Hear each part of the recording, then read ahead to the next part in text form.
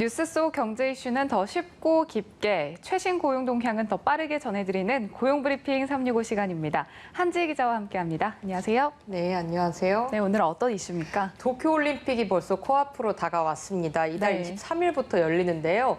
문제는 여전히 일본 내 코로나19 상황이 잠잠해지지 않고 있다는 겁니다. 여기에 방사능 문제와 일본의 역사 왜곡까지 우리 선수단의 고민이 한두 가지가 아닌데요. 이슈 픽에서 짚어보겠습니다. 네, 이게 선수 입장에서 생각을 해보면 이게 올림픽이 또 4년에 한 번씩 열리다 보니까 언제 또 참가를 할 수 있을지도 모르는 상황이고, 그리고 또 그동안 노력해온 걸 생각하면 정말 이 참가하는 게 당연해 보이지만, 근데 막상 선수들의 안전을 생각하면 또 그렇지도 않은 상황이거든요. 맞습니다. 한 달도 남지 않은 도쿄올림픽이지만 여전히 일본 국민 10명 가운데 6명꼴로 개최를 반대한다고 하는 건 다 이유가 있겠죠. 역사상 가장 환영받지 못하는 올림픽이 된 건 일본에 줄지 않는 코로나19 확진 숫자가 매일 증가세 있기 때문입니다.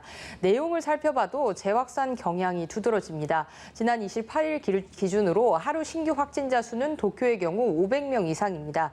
더구나 최근엔 전파력이 높은 변이 바이러스 감염까지 늘고 있는데, 스가 총리는 만약의 경우 무관중 개최도 불사하겠다며 개최는 꼭 하겠다, 이렇게 의지를 밝히고 있습니다. 선수들에겐 기다려온 꿈의 무대지만 걱정이 더 큰 상황입니다. 네, 어느 때보다도 방역을 철저히 해야 할 것 같은데 벌써부터 이 올림픽 참가를 위해서 일본에 입국한 선수 가운데 확진자가 나오기도 했다면서요. 네, 이 도쿄올림픽 참가를 위해서 일본을 방문했다 공항 검역에서 확진된 우간다 선수 1명이 델타 변이에 감염된 것으로 드러났습니다. 음성 판정을 받아서 합숙지인 오사카 호텔로 이동해 격리 중이던 나머지 8명 가운데 1명도 추가로 감염이 확인되면서 마중 나갔던 지자체 직원과 버스 운전사 등 일본인 7명이 밀접 접촉자로 분류되는 일도 있었는데요. 이뿐만이 아닙니다. 1월부터 지난 13일까지 입국한 올림픽 관계자가 2,900명이 넘는데, 일본 정부는 이 가운데 4명의 감염을 확인하고도 그동안 숨겨왔던 것으로 드러났습니다. 네, 아직 본격적으로 대회가 시작하지도 않았는데 이 정도라면 앞으로 더 많은 사람들이 일본 올림픽을 찾을 텐데 과연 제대로 된 방역이 가능할지도 의문이에요. 사실 그게 참 문제입니다. 올림픽 개최가 임박을 하면서 앞으로도 약 7만 명의 입국이 예상되는 상황인데요. 외국 선수나 관계자들의 외부 접촉을 차단하겠다면서도 불가피한 경우 편의점이나 식당 별실 이용은 허용하는 일본의 이른바 버블 방역 효과에 강한 의문이 제기되고 있는 겁니다. 이례적으로 나루히토 일왕까지 올림픽을 전후한 감염 확산의 우려를 나타낸 것으로 전해지면서 혼란한 분위기가 계속되고 있습니다. 네, 그래도 다행히 백신을 접종하니까 조금이나마 마음을 놔도 될까요? 네, 현재 국제올림픽위원회에서 미국 제약사 화이자 등으로부터 각국 선수단을 위한 백신을 무료로 제공받아 선수들에게 접종을 권장하고 있습니다. 그런데 올림픽에 출전한 선수 일부는 코로나19 백신 접종 거부에 나선 상황이라고 하는데요. 이 선수들이 백신을 거부하는 이유는 혹시나 백신 부작용의 여파로 경기 성적이 영향을 받게 될까 두려워서 접종을 거부하는 겁니다.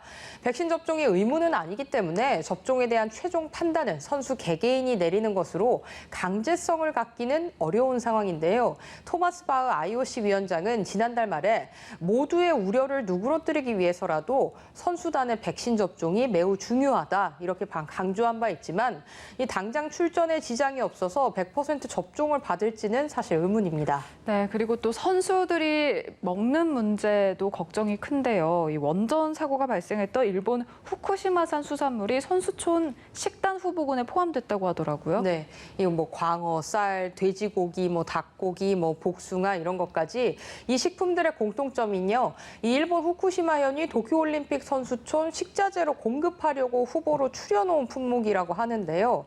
일본의 조직적인 노림수라는 게 이 전문가들의 평가입니다. 도쿄올림픽은 곧 후쿠시마 부흥올림픽이라고 불리기도 할 정도로 계속 이걸 강조해왔어요. 그래서 일본이 후쿠시마산 농림수산물에 철저한 모니터링을 하고 있다고 이렇게 거듭 밝혔지만, 방사성 물질이 식품이나 인체에 미칠 수 있는 영향을 놓고 주변 국가의 우려가 커져가기만 합니다. 지난 2월에 후쿠시마 앞바다에서 세슘 기준치가 5배가 넘는 우럭이 잡혔고요. 4월에도 세슘 기준치가 2.7배를 넘는 우럭이 또 잡힌 적도 있을 정도니까요.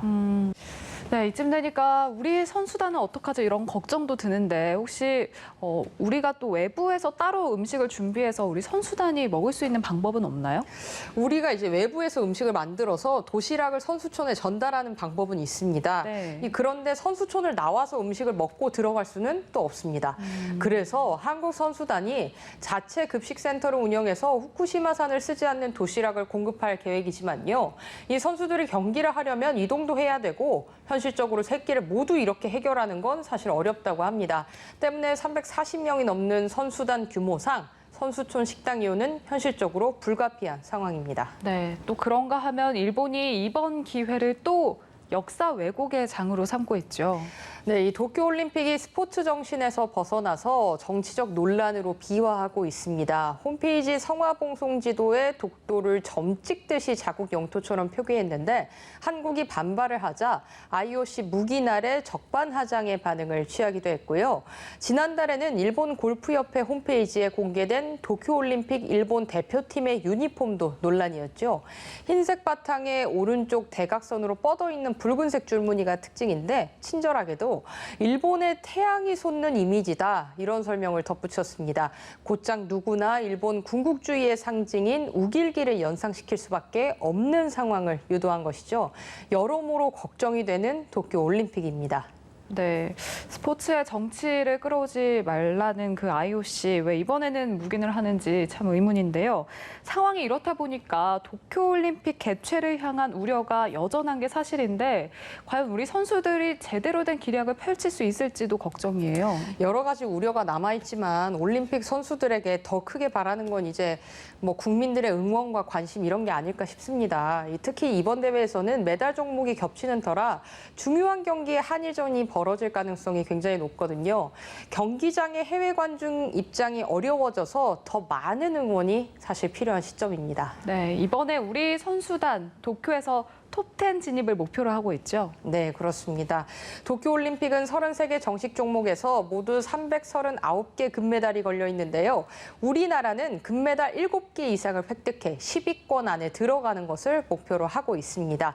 어떤 종목을 가장 기대하고 계세요? 저는 모든 종목, 특히나 좀 보기 어려웠던 종목의 선수들도 응원을 하게 되는데 유독 또 양궁, 태권도, 사격, 네, 이게 메달을 따는 그런 맛이 있어서 재밌게 보게 되더라고요. 저도 그런 거 굉장히 좋아해서 꼭 챙겨보는데요.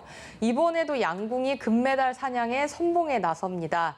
리우 대회에서는 금메달 4개를 모두 따내면서 사상 첫 종목 석권을 달성한 만큼 기대가 되고요. 태권도도 대회 초반에 진행이 되기 때문에 우리 선수단의 사기에도 영향을 줄 전망입니다.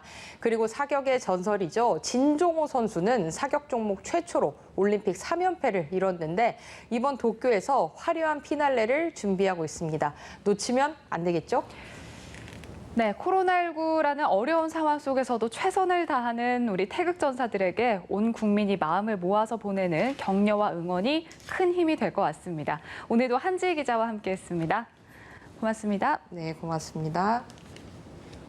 네, 지금까지 고용브리핑 365였습니다.